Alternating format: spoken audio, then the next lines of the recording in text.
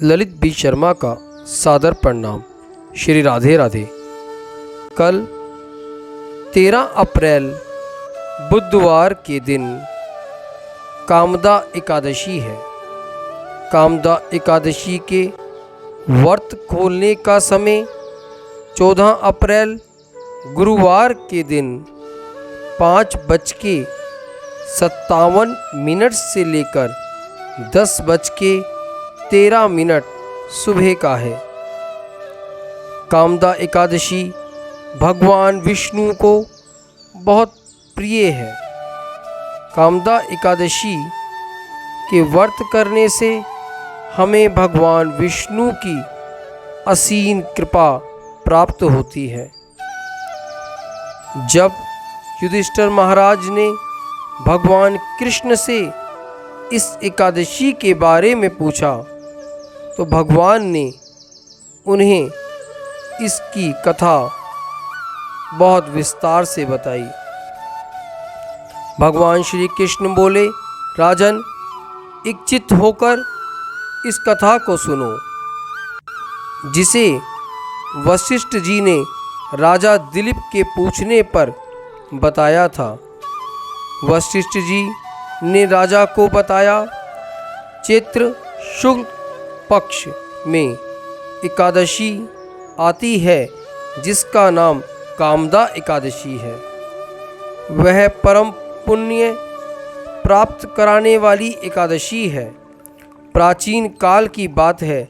नागपुर नाम का एक सुंदर नगर था जहाँ सोने के महल बने हुए थे।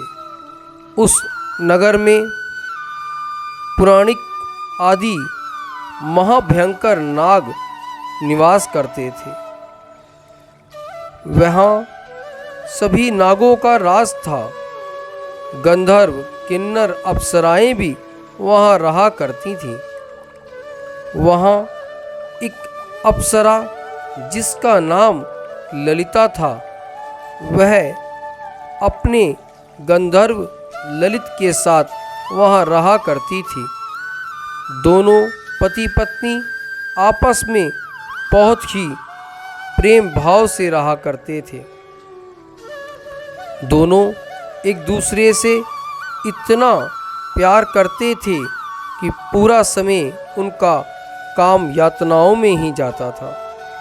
एक दिन की बात है, नागराज पुराणिक राज्यसभा में बैठकर मनोरंजन कर रहे थे। उस समय ललित का गान हो रहा था, किंतु उसकी प्रिय ललिता वहाँ पर नहीं थी।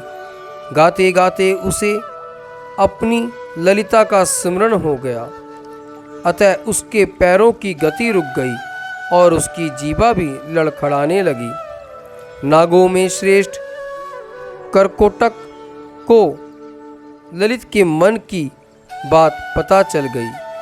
उसने राजा को सारी बात बताई, जिससे राजा बहुत क्रोधित हो गए और उसे कहने लगे कि तुम मेरे समीप रहकर भी किसी और का ध्यान कर रहे हो।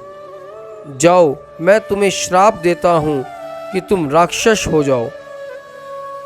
महाराज के श्राप देने से गंधर्व राक्षस हो गया और विकराल रूप, विकराल मुख, विकराल आंखें लेकर घूमने लगा और राक्षस योनि को भोगने लगा।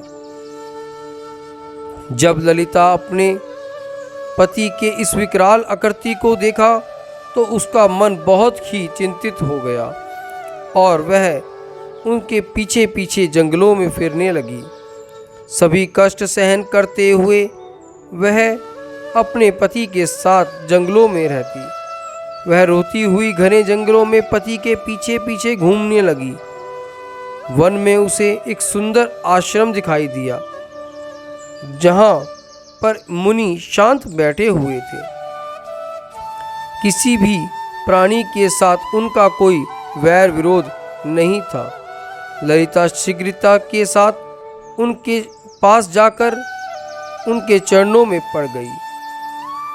ऋषि ने कहा कि तुम यहाँ क्यों आई हो? यहाँ आने का क्या कारण है? मुझे सच सच बतलाओ। ललिता ने महामुनि से कहा कि मेरे गंधर्व को श्राप के कारण राक्षस योनि प्राप्त हुई है, जिससे वह बहुत पाप भोग रहे हैं।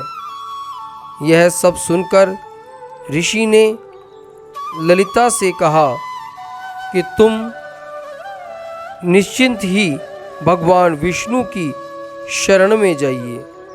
ऋषि बोले, हे भद्रे, इस समय चैत्र मास के शुक्ल पक्ष की कामदा एकादशी की तिथि है, जो सब पापों को हरने वाली है और उत्तम है।